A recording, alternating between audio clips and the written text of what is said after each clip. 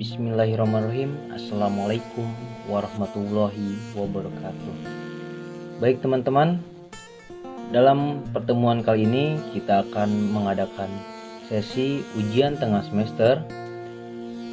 Adapun persyaratannya: 1. Mahasiswa wajib absen dengan KSM atau surat rekomendasi.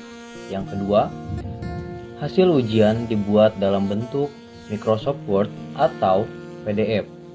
Yang ketiga, mahasiswa wajib menyelesaikan ujian dalam waktu perkuliahan. Yang keempat, mahasiswa tidak diperkenankan mencari kunci jawaban di dalam Google. Yang kelima, mahasiswa tidak diperbolehkan untuk ujian susulan. Nah, sebelum kita lanjut ke dalam soal, jangan lupa subscribe, comment, like, and share.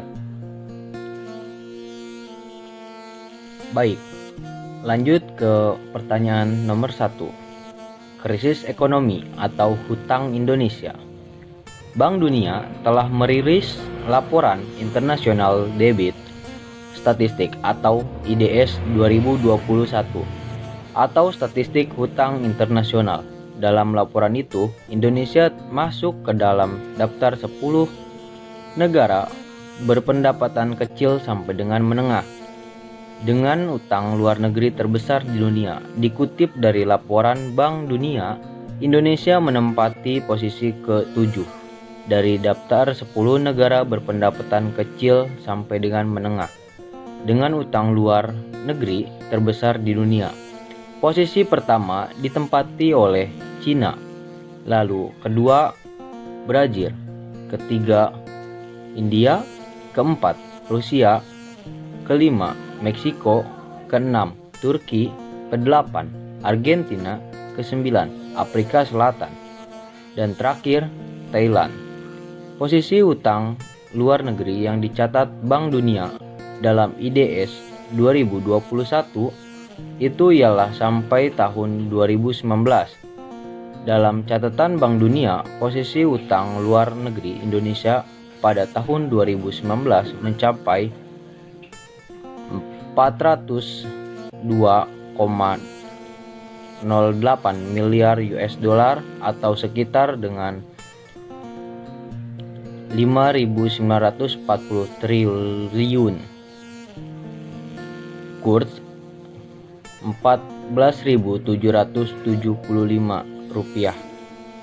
Angka tersebut naik tipis sekitar 5,9% dari posisi utang luar negeri di tahun 2018, yakni 379,58 miliar US dollar atau sekitar 5.608 triliun dengan nominal nilai tukar rupiah terhadap dolar Amerika Serikat yang sama. Tolong analisa permasalahan krisis ekonomi karena saudara akan dicetak menjadi seorang ekonom dan berikan solusinya.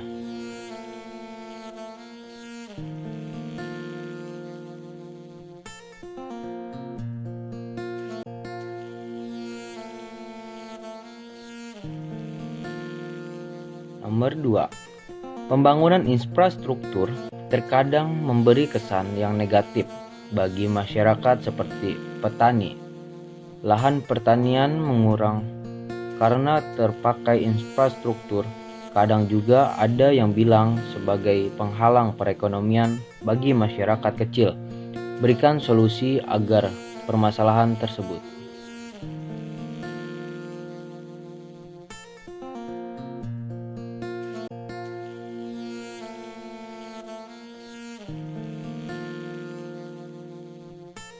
Nomor 3. Di masa pandemi, dikabarkan Indonesia akan masuk ke dalam fase resesi, tetapi pertumbuhan GDP Indonesia itu semakin positif. Pertumbuhan GDP ini akan tumbuh per kuartal sebesar 5% dan di tahun 2020 makin tumbuh 2%. Tolong analisa oleh saudara mungkin tidak negara Indonesia masuk ke dalam fase resesi.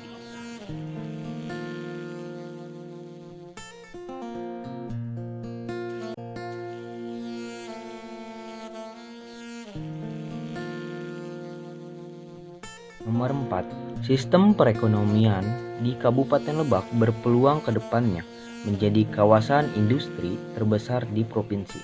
Pasalnya, ada pembangunan jalan tol Rangkas Bitung Panimbang, menjadikan kawasan industri karena memiliki kekayaan sumber daya alam yang melimpah dari komoditas pertanian, perkebunan, perikanan, peternakan, hingga wisata.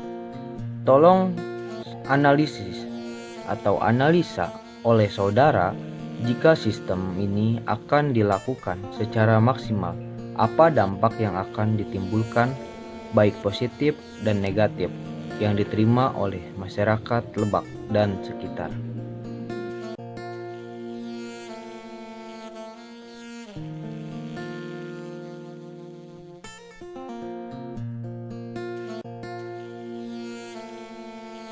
Berikutnya, nomor 5. Menurut saudara, sektor apa yang membuat Indonesia bangkit dari krisis keuangan tahun 2020?